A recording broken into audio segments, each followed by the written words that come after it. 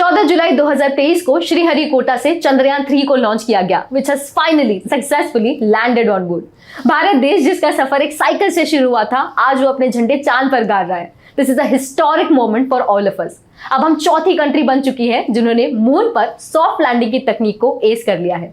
जब किसी एग्जाम की तैयारी करते हैं, बहुत साल भर मेहनत करते हैं और अच्छे मार्क्स आ जाए तो दिल खुश हो जाता है। तो सोचिए चंद्रयान 3 जिसके पीछे करीबन 3 साल की मेहनत है, करोड़ों रुपए जिसमें इन्वेस्टेड हो, जिसमें देश भर के लोगों की आशाएं जुड़ी हो, ढेर सारे लोगों की दिन रात की मेहनत हो, जब वो सक्सेसफुल हुआ तो ये कितनी बड़ी जीत है। चंद्रमा के लिए सफर हमने 2008 में शुरू किया था, जिसमें पहली बार हमने लैंडिंग की कोशिश 2019 में की with lander, orbiter and rover, जो सक्सेसफुल ना हो पाया। 2023 में हमने फिर से कोशिश की विद प्रोपल्शन मॉड्यूल, लैंडर और रोवर, जिसमें चंद्रयान 2 का ही ऑर्बिटर इस्तेमाल होना था, जो कि अब सक्सेसफुल हो चुका है। पर अब क्या? दुनिया की जिस पर नजर थी वो तो हो चुका, इससे लेकिन होगा क्या? फायदा क्या है इससे? चलिए समझते हैं। Now as per the ISRO website, इस पूरे मिशन की टोटल 3 ऑब्जेक्टिव्स थी। To demonstrate soft and safe landing, to demonstrate the movement of the rover and the third to conduct in situ experiments. इन तीनों चीजों को अच्छी तरीके से डिकोड करते हैं, सिंप्लीफाई करते हैं। तो देखिए, पूरे मिशन में 3 मेजर कंपोनेंट्स आपको ध्यान रखने थे, प्रोपल्शन मॉड्यूल, लैंडर और रोवर। लैंडर और रोवर को 100 किलोमीटर की ऑर्बिट तक पहुंचाया और 30 किलोमीटर की हाइट पर पहुंचते ही लैंडर ने अपने आप को प्रोपल्शन मॉड्यूल से डिटैच किया और अपनी लैंडिंग अटेम्प्ट की। वैसे मून पर लैंडिंग इतनी आसान नहीं थी।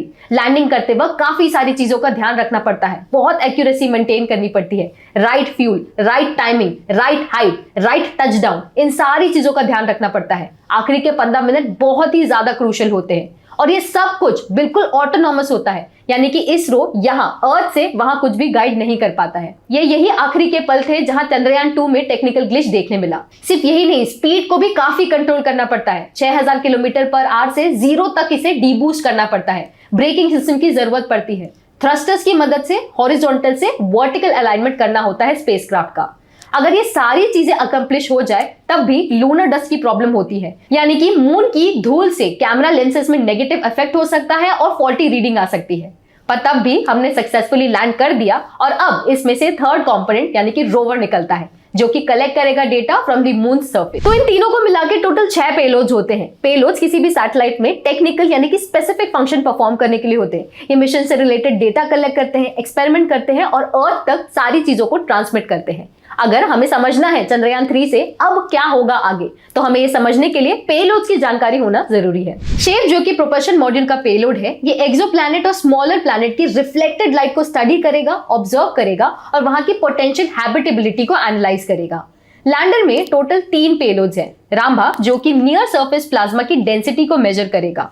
Chandra surface thermophysical experiment lunar surface की थर्मल बिहेवियर यानी कि थर्मल कंडक्टिविटी और हीट कैपेसिटी को मेजर करेगा। एल्सा यहाँ की सिस्मिसिटी यानी कि सिस्मिक एक्टिविटी को मेजर करेगा। फिर रोवर के पेलोड्स एपीएक्सिस और लिब्स वहां के एलिमेंटल और केमिकल कॉम्पोजिशन को डिराइव करने की कोशिश करेंगे।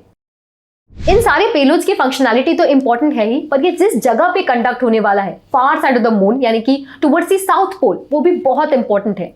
ये जो एरिया है यहाँ का थोड़ा सा डिफिकल्ट है, थोड़ा सा रगेड है, यहाँ पे ढेर सारे क्रेटर्स हैं और मून के नेचुरल टिल्ट की वजह से बिलियंस ऑफ ईयर्स तक कुछ ऐसे एरिया है जहां बिलियंस ऑफ ईयर्स तक सनलाइट यानी कि धूप नहीं पहुंची है। तो सोचिए जब ऐसे एरियाज में एक्सपेरिमेंट होंगे तो हम यूनिवर्स की बहुत सारे मिस्ट्रीज शायद अनफोल्ड कर पाए।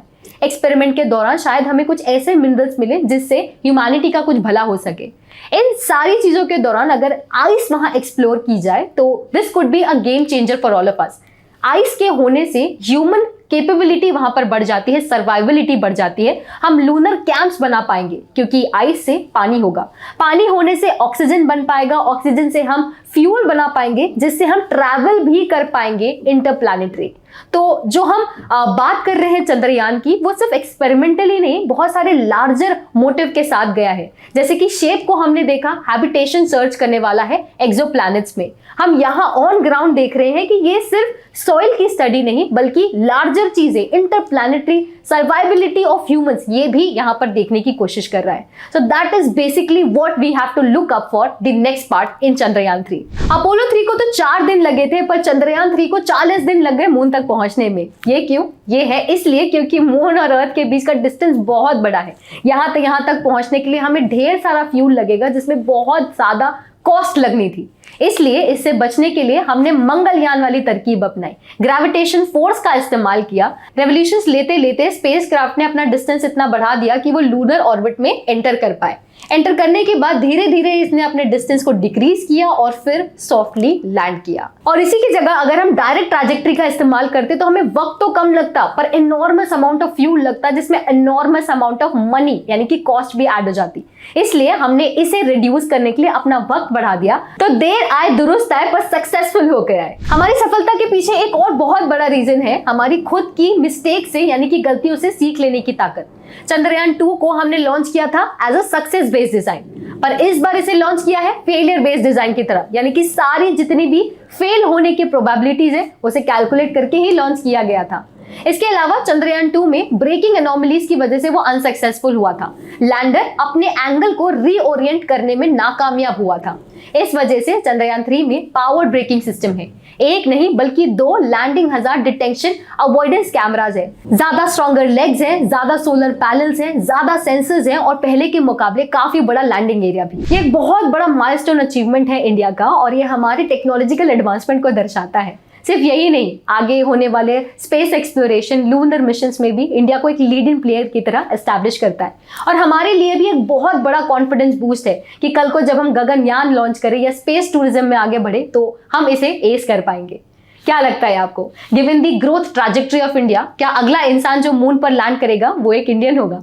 अगर हाँ आपको ऐसा लगता है, let me know in the comment section below और मुझे बताइए that if the first person to land on the moon was Neil Armstrong, then who is the second person? अगर आपको सही जवाब पता है then do let me know in the comment section below. Video और ये एनालिसिस अच्छा लगा then make sure you like and subscribe to our channel. Then keep learning and I shall see you in the next one.